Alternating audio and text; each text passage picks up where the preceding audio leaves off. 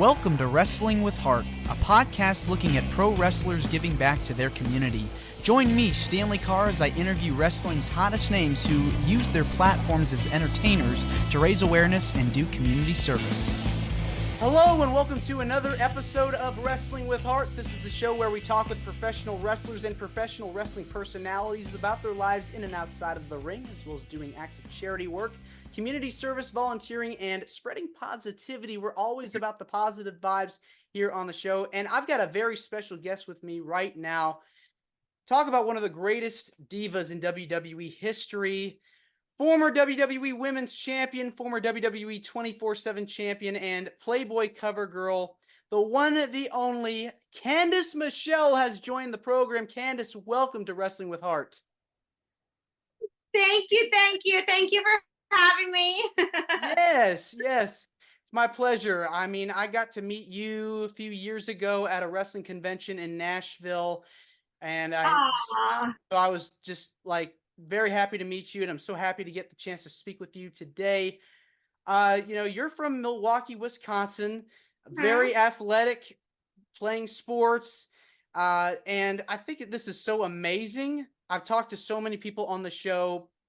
Some got into wrestling as kids, just grew up loving wrestling. Some got into it later on, but you were a fan growing up. You loved professional wrestling. Yeah, loved it. Like, was obsessed. Like, watch it every Monday night. I remember my first live event in Milwaukee at the Bradley Center, and had a Hulk Hogan doll growing up. Like, I hated Barbie dolls. And so when this opportunity came around for me, I know I was hired more like, oh, you're the pretty girl and this and that. But I was like, oh no, like, this is my jam. You guys don't get it. I'm doing this, it's awesome. You were hooked right away, and it's just so cool. Who were like your favorites to watch growing up and idolized? Yeah, well, Hulk Hogan for sure. People love him, hate him. We loved him, obsessed with him. And obviously Ric Flair, Macho Man Randy Savage, Jake the Snake Roberts, the Bushwhackers, Hacksaw Jim Duggan. I mean, there's just the classics of this business, really. Yeah, the legends. I mean, those are icons, and I think it's cool. Talk about a full circle moment. I saw a picture of you choking Bushwhacker Luke at a convention. That was hilarious. I loved that. I got a kick out of that when I saw that picture. It was so cool because, I really believe after, like, when I did my TEDx talk and really kind of digging into the beginning of wrestling for me, like, when I went to my first live event and I sat on the aisle of the entrance row, like, you don't know how powerful that really is until, like, that happens. And he high-fived me. I mean, I must have been like 8 years old. And to think, like, way back then, like, he tagged me into a dream I had no idea that one day would evolve into me being a wrestler. Like, that's pretty freaking cool. It is, no doubt about that. So you were doing some acting, moved to Los Angeles, doing modeling. The Diva Search happens. You get the call from WWE to do that. What was that experience like? I was so excited. I mean, my agent called me and he was like, he was kind of weirded out by it a little because, he's getting me on like covers of magazines and doing like modeling stuff. And so at first he's like, this audition's kind of weird. It's for the WWE, but you'll win $100,000 if you win. Like, and he, as an agent, he's thinking I get 10 or 15%. So like, he thinks this is a cool gig. But I'm like, heck yeah, like, because I was a wrestling fan, right? And so he thought I was like going to be like, I don't want to do it, but I was totally into it. I was like, I can't wait to do it. Yeah, I mean, you were on cloud nine. I mean, you got the opportunity to get involved with it. You later ended up working there full time, started 2004. What can you tell me about some of your first memories walking to TV? It was wild. I felt like a freshman going to college. I never went, I did some community college, but I didn't do like a 4-year college. So I feel like being in the WWE is like college. Like, you're like really nervous and scared, and there's all these rules you don't know about, like shaking people's hands. It was always so awkward. I didn't go to wrestling school like everybody else. So they learned etiquette and wrestling etiquette and philosophy of a wrestling match. I went to Hollywood and I learned Hollywood things. And so they're like, you have to shake everybody's hand that's a star when you come in. And I was like, okay, so I'm respectful, like I get it. But when you walk into the lunchroom and Shawn Michaels is taking a bite out of his sandwich, you're like, do I shake your hand? Hi, am I in trouble? Like, what do we do here? And it would always be like the most awkward thing because you're supposed to go do that. Um, Right. you just you learn. It's like the initiation, right? Like just Right. like it's like you're initiated into all the rules and the ribs and the fun things and finding your place in the locker room and you're not supposed to sit here or there and so it's kind of wild and fun and a learning experience at the same time.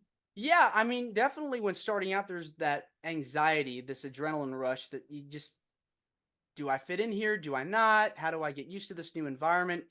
Once you, make it past maybe 6 months or so, you start getting used to things. It's all in your mind. It's all, you're used to the routines. You meet your friends and develop relationships and you get, you start really becoming a family and growing. Yeah. And it's so cool because you got to work with so many people over the course of your career, Yeah. going from back during the whole brand split between Raw and SmackDown. They had you on both shows working with Torrie Wilson and Victoria, Vince's Devils, and Yeah. I mean, who came up with that idea and how was everybody? Really? Okay, all right. Me and Lisa and Tori or Victoria and Tori, we drove together all the time. We bonded pretty early on and had a really good friendship. And we would just travel on the road. We have long trips to take. And so we'd always get creative. And we went out one night just having some fun, like dinner and a drink. And back then we would always do, let's do a Charlie's Angels pose. It's the three of us, right? And I was like, wait, we're Vince's devils. And we're all like our mind is blown over this little like realization. And so all of a sudden that's we took it to creative and creative liked it and that's who we became. Yeah, the light bulb goes off. You're Yeah. learning from two veterans of the business. And yeah, I mean, you basically got your in ring experience on the road, traveling. Any Yeah. advice that you got from Tori or Victoria that just stuck with you while you were learning how to wrestle? The two of them really helped me out. I think the best advice, how you were saying how, you kind of after a few months you find your groove or it becomes a family. Yeah. And you learn what you're supposed to do. I feel like in those first few months, it's everybody seeing if you got the grit to stay, right? It's like Hmm. not, I knew I was staying. Like I knew that was my place. But it's like, is she strong enough to handle this? Is she strong enough to do this? Let's make sure she knows this. And with those two, they're the complete opposite. They are just like, come on in, let me help you, let me nurture you, like, let's be friends. It's not any kind of catty BS with them. And we bonded on that right away. And to have people like that in your corner in an arena like that where so many people can be all about themselves or even worse trying to shoot you down because they think if they shoot you down they'll look better. um that's a hard arena to be around. I'm not that kind of person. I've always believed in I'll outwork you to get better, right? Some people think Yes.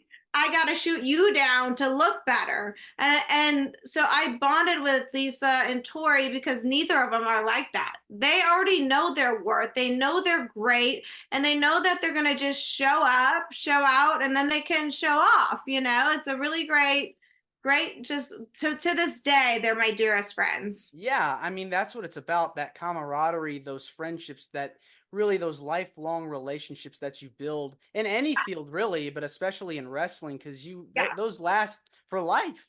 Yeah, for sure.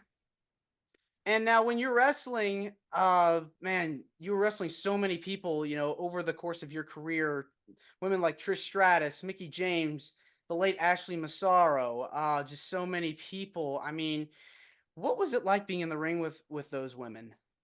You know what I think is really cool, and just as you're naming all of those women, is they're so uniquely different that you get to put together such different storylines because it's naturally different. When I'm in there with somebody like Beth Phoenix and I get to play that underdog and really just, put over her size and her muscles and her strength, that's a really cool dynamic to have. Same thing if I'm in there with somebody like Torrie Wilson, and we were talking about this recently, because our matches were so different back then with like bra and panty matches Hmm. and Playboy matches.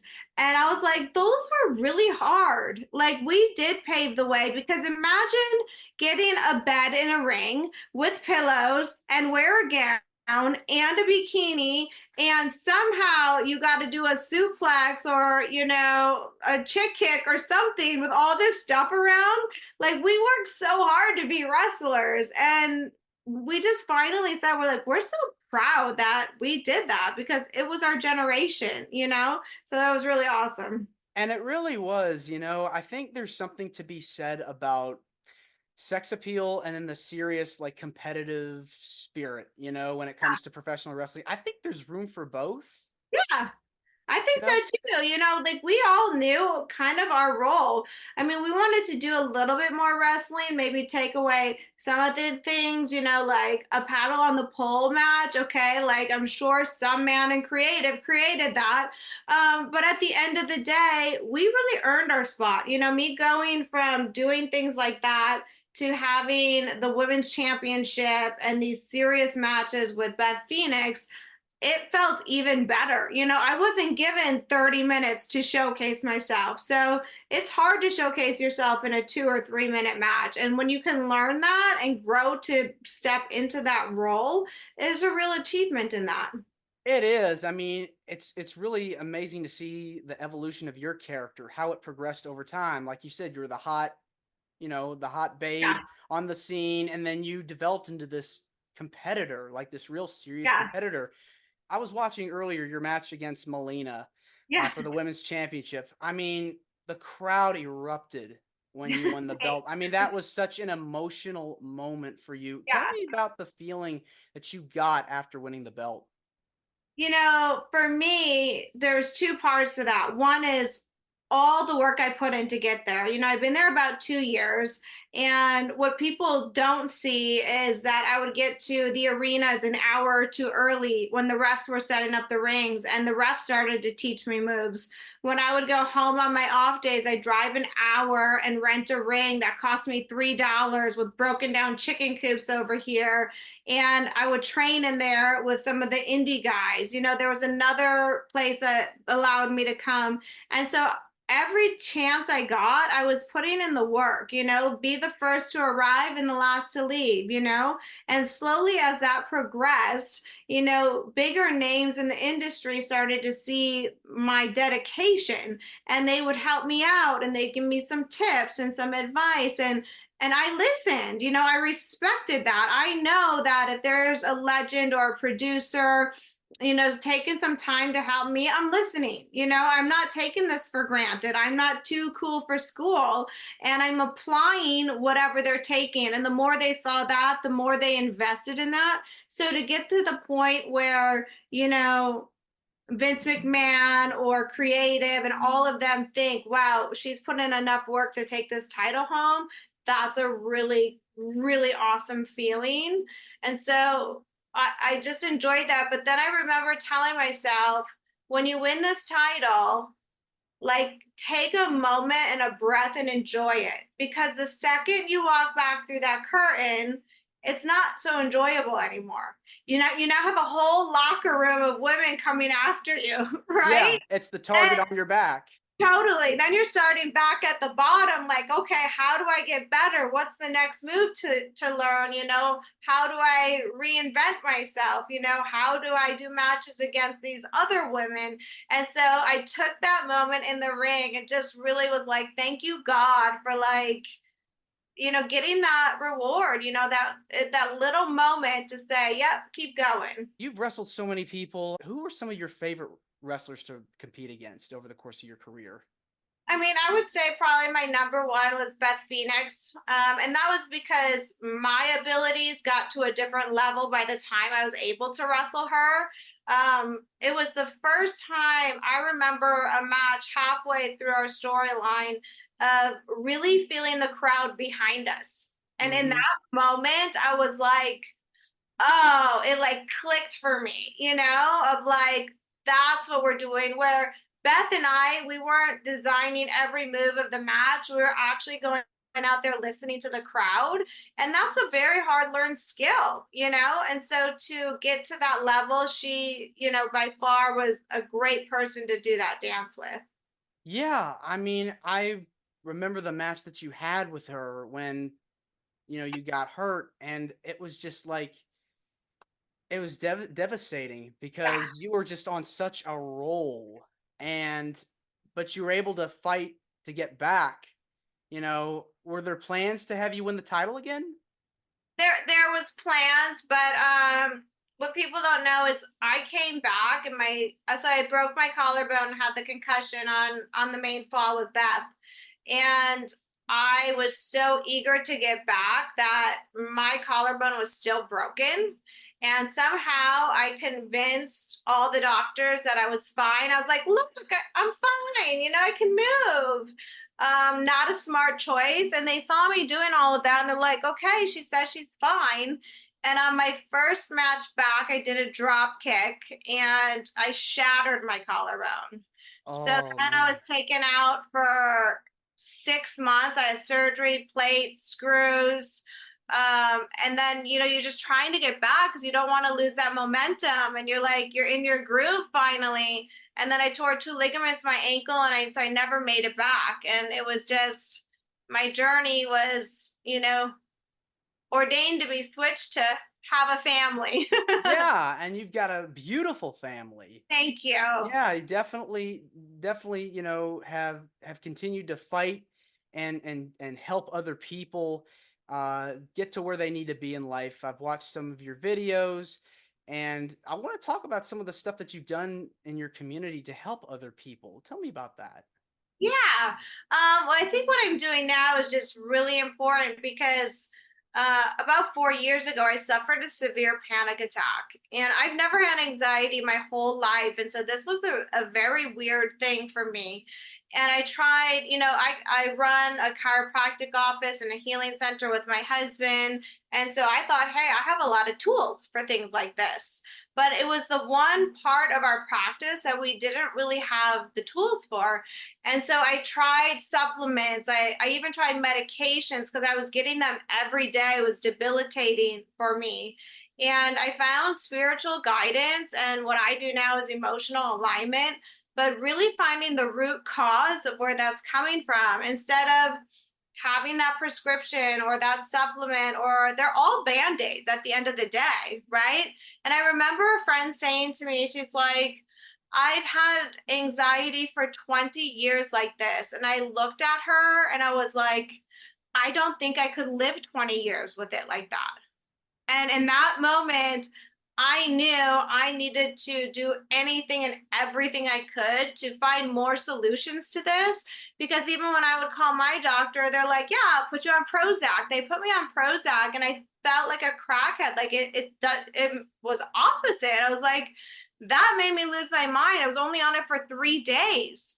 Now, some people aren't as sensitive as me, but it made me think, hey, if somebody's not sensitive like me, and they're on this medication too long, how is that affecting their body, right? Mm-hmm. And nothing, not to say medication doesn't have a place and a time, but we all know we got to get to that root cause. And for me, it was a lot of things from my past that were being re-triggered. Like my mom died 23 years ago. So So my sorry. husband traveling, thank you, back and forth from LA to Texas was re-triggering that. And I didn't know that. I wasn't thinking that in my head. And so now when I can help people with anxiety or panic attacks or stress or triggers and just kind of take them through my coaching plans and stuff, for me, like getting rid of that is like changing my life. And if I can help somebody else get rid of that, it's just the best gift that I can give, you know? Right. What are some tips that you give to your patients that are going through hard times, going through anxiety? Yeah, I think the best tip really is that there is a reason. It's a gift. So when I first got it, I promise you, it does not feel like a gift. If you've ever had it or had Hmm. a panic attack, it is miserable. It can be debilitating and prevent you from doing the things that you love. And so, really taking that deep dive inside and saying, why is this showing up? And so, when I got certified and kind of created this emotional alignment, I used my intuition to say, to really listen to that again and say, why am I feeling this? Like, what am I overdoing? What's coming up? And I use applied kinesiology, which is muscle testing, to find that. So, like, some people are like, I don't know what's coming up. I didn't know either, you know? And when you can find the root of where that trigger is, then you can heal it and then release it from your body. And for me, there was many. It wasn't Really? just one. So, Really? you know, you think there was one trauma 20 years ago for me, and I thought I healed from that trauma. But things can re-trigger that as you get older, and that's what happened. And I was like, oh, I got to do a lot of healing. It wasn't fun, but it's so rewarding to get through that and then find the gifts that that anxiety gave you. Yeah. What for you, Candace, what are things that you do to relieve some of that stress? Yeah, I do a lot of stuff. I think it's a full-time job for my stress release. I do hot and cold therapy almost daily. I do hot baths with ice baths. So I have our own ice bath at home. We do infrared sauna and red light almost daily. We do vibe plates and chiropractic in our office almost daily. I do chiropractic maybe twice a week right now because I don't have any flare-ups. I just keep my neck corrected with it.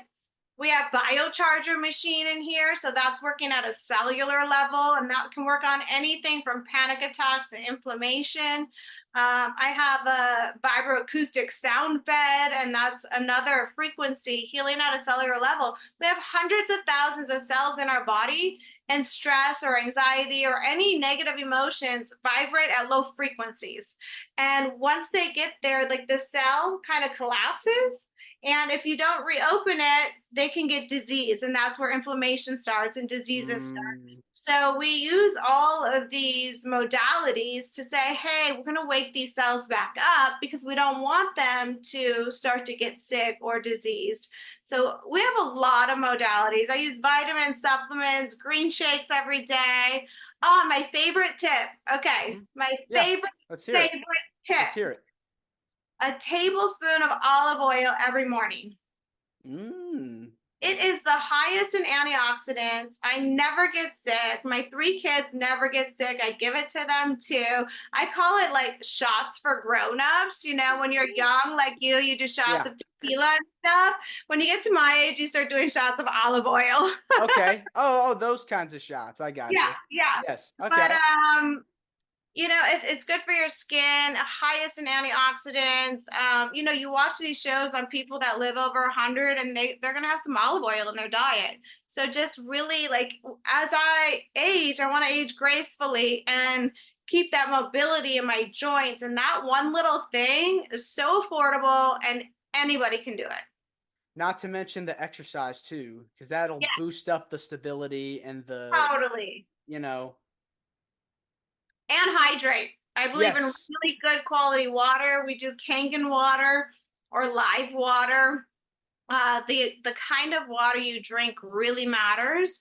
And so, you know, just hydrating from the inside out, minerals, sea salt, you know, we do a lot, my friend. Yeah, I mean, it seems like it too. It's the process as you're explaining to me of what you do is just very interesting. It's eye-opening too to see what a Yeah. lot of people go through. Well, and it's an alternative health thing and just kind of society knowing that you don't have to go get a prescription for everything that's wrong with you because you know you see somebody get on one prescription, it leads to two, leads to three. Before you know it, they're all causing side effects and then they haven't even helped whatever they started taking it for. So having the awareness that there are other things out there that can really help heal you, and all kinds of things that you're going through is really what we're trying to have people experience here at this Good Chiropractor House of Healing shop that we opened, Yeah, Yeah. definitely. Yeah, Candice, I gotta ask because we got a few minutes. Do you keep up at all with the current product today, as far as like the current women's wrestling scene? I don't get to watch it regularly. I got to see the second half of WrestleMania. I wanted to see both. Um, but the parts that I can tell you is these women are just incredible. Hmm. I mean, like the level of athleticism, the amount of time they're giving, just everything from their beauty to, how hard they work. It's so impressive. I'm so proud of them. Like to be back in a ring with some girls like that, like would be incredible. If Candice Michelle had to come out of retirement for one final match, who would it be from the current roster of WWE or AEW? If you had to have one more match, who would it be and why? I used to always say in these interviews, I would really love the opportunity to wrestle Charlotte Flair. Hmm. Um, I love her dad and remember her just being a kid when I was there, and to see like the heel she's blossomed into. I think it would be a really great match. But you know what? Beth Phoenix and I never finished that match. Hmm. So I started thinking when somebody asked me this, I was like, I think there needs to be an exclamation point on that match still. So Yeah. yeah, Yeah, give fans that closure, because I think yeah, we had some unfinished business there. A lot of people still totally. remember, the rivalry, and Yeah, we got to get that winner, that finite, some yeah, finality in there. yeah, totally. Put the stamp Exactly. on it. Yeah. Yeah, right Yeah. on. Candice, this has been wonderful getting the chance to speak with you. I just want to say thank you. It means a lot to me, to my listeners, to the viewers that are watching Yeah. us on YouTube. Where can people find more about you on social media? If you have anything you want to plug, yeah, feel free to do so. Yeah, well, thank you also for having me. It was a real pleasure to be here and to chat with you. I'm most frequently on my Instagram, which is Mrs. Candice Michelle. But you can also find me on Facebook, CandiceMichelle.com. And then our company is the Good Chiropractor House of Healing. And we have people flying in from all over the world here. So if you're suffering from something, just know you're not alone. We do virtuals, we do in person. I know for myself, when I was suffering in rock bottom, the best thing ever was for me to find my coach. And like without that, I'm not so sure how I would have survived through that. And so I just want to be that support if anybody needs it. They can book me right on my Instagram. All right, right Yeah. on. Thank you again, Candice, and you're more than welcome to come back. Oh, thank you. You're awesome. I appreciate you, Stan. Of Bye. course. See you Have a good later. one. You too. This is Wrestling with Heart. I hope you found this podcast to be informative and entertaining. If you did, please hit the subscribe button and look out for the next edition.